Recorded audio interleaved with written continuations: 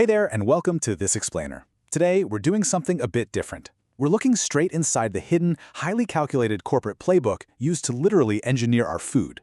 We'll be basing this on Pulitzer Prize-winning journalist Michael Moss's incredible investigation into the processed food industry, unpacking exactly how the biggest food companies in the world use high-level science and psychology to fight for what they casually refer to as stomach share. It's a fascinating and, honestly, sometimes shocking journey into why we eat what we eat and why it's so incredibly hard to just stop once we start. So, let's dive right in, and I want to set a pretty dramatic scene for you. Picture this. It's the evening of April 8th, 1999. 11 men, the CEOs and presidents of America's absolute largest food companies, gather for a highly secretive private meeting at Pillsbury headquarters in Minneapolis. Now, these guys are bitter rivals any other day of the week, but they came together with a single item on their agenda: the emerging obesity epidemic and how the industry should deal with it. Well, the meeting ended with Steven Sanger, the head of General Mills, effectively shutting the whole conversation down. Actually, scratch that. He killed it completely, saying, "Don't talk to me about nutrition. Talk to me about taste." Now, the data leading up to that dismissal was just staggering. A vice president from Kraft named Michael Mudd actually presented these executives with 114 slides of undeniable evidence. He warned them that over half of American adults were now overweight, and childhood obesity had shot past 12 million. Mudd even did the unthinkable for a food executive. He drew a direct comparison to the tobacco industry, warning these CEOs that if they didn't take action on public health, they were heading down the exact same slippery slope. But, the industry chose not to pull back. Instead, they leaned right into their playbooks. Play 1. Engineering the Bliss Point.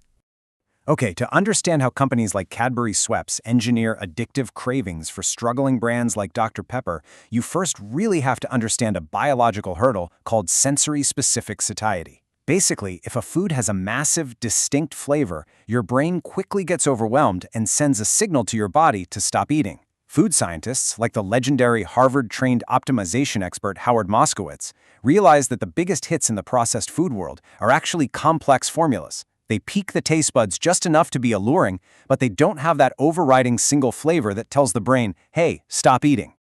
When Cadbury Schweppes hired Moskowitz to create a new Dr. Pepper flavor, he didn't just sit around and guess what would taste good. No way. He organized an incredible 3,904 tasting sessions across Los Angeles, Dallas, Chicago, and Philadelphia. Consumers literally sat in rooms, carefully resting their taste buds for 5 minutes between sips, testing 61 distinct mathematical formulas to create what would ultimately become Cherry Vanilla Dr. Pepper.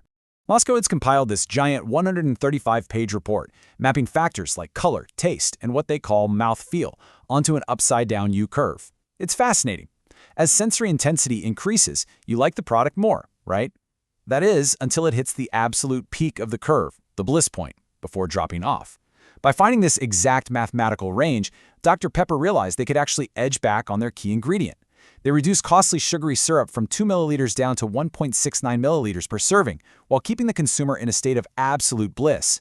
That tiny mathematical tweak saved the company millions of dollars while perfectly engineering our craving. Moving on to Play 2. Selling power to kids. Back in the 1980s, Oscar Mayer was facing a huge crisis. Red meat consumption was plummeting, and bologna sales were absolutely tanking. So they tapped an executive named Bob Drain, whose team created a step-by-step formula that led to the invention of Lunchables. Step 1. Target focus groups of moms who were totally overwhelmed by the morning rush of packing lunches. Step 2. Combine their struggling sliced bologna with processed Kraft cheese and crackers that could literally sit in a grocery cooler for 2 whole months without going bad. 2 months? But to really expand the franchise into a massive hit, they followed Step 3, the cardinal rule of processed food. When in doubt, add sugar. They started tossing Snickers bars, M&Ms, and sugary drinks right into the trays.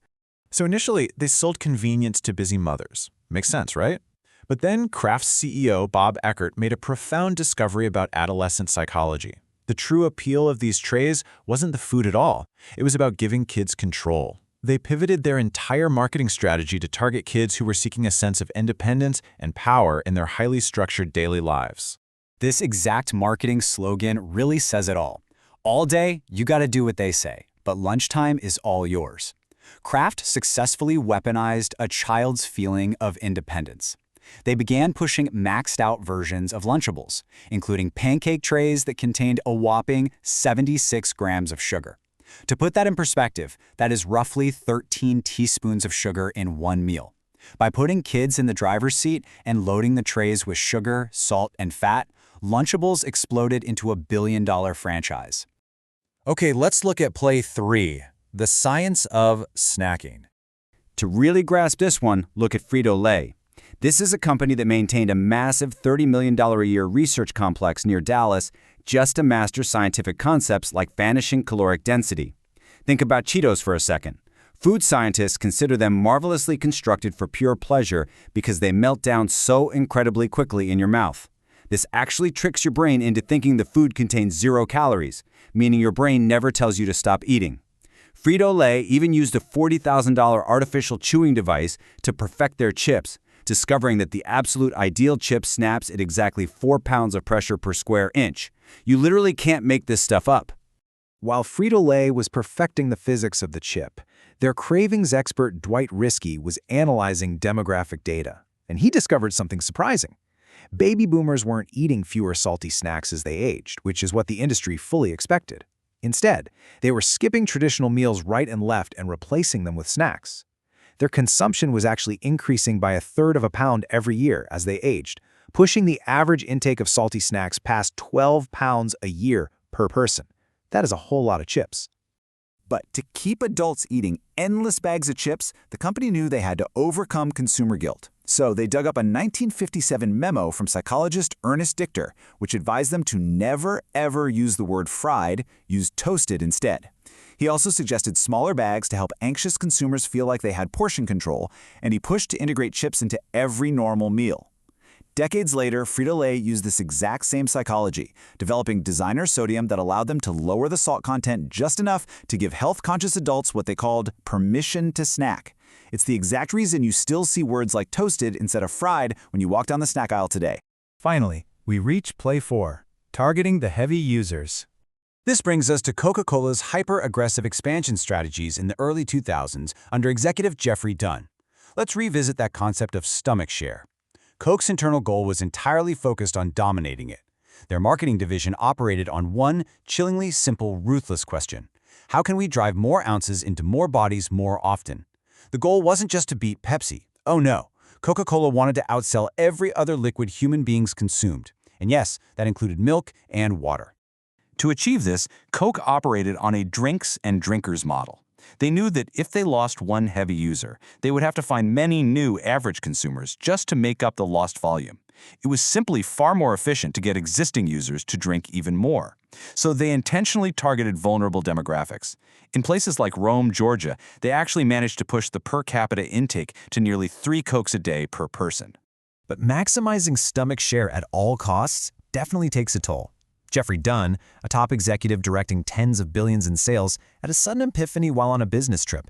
He was pushing cheap, 20-cent, 6.7-ounce bottles of Coke in the impoverished favelas of Brazil. Looking at the vulnerable population around him, he realized these people need a lot of things, but they don't need a Coke. It's a rare and striking moment of corporate clarity that really highlights the heavy moral cost of these aggressive expansion strategies. So, bringing this all together, the absolutely crucial takeaway here is that America's weight problem, and honestly the global obesity epidemic, isn't just a simple failure of personal willpower.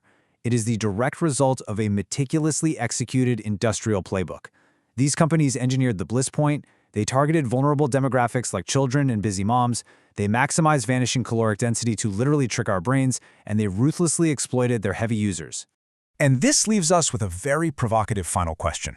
If the processed food industry's financial success fundamentally relies on addictive engineering and maximizing their stomach share, can they ever truly be part of the health solution? I want you to keep that question in the back of your mind the next time you walk down the grocery store aisle, surrounded by thousands of products mathematically designed to make you crave just one more bite. Thanks for joining me on this explainer, and keep learning.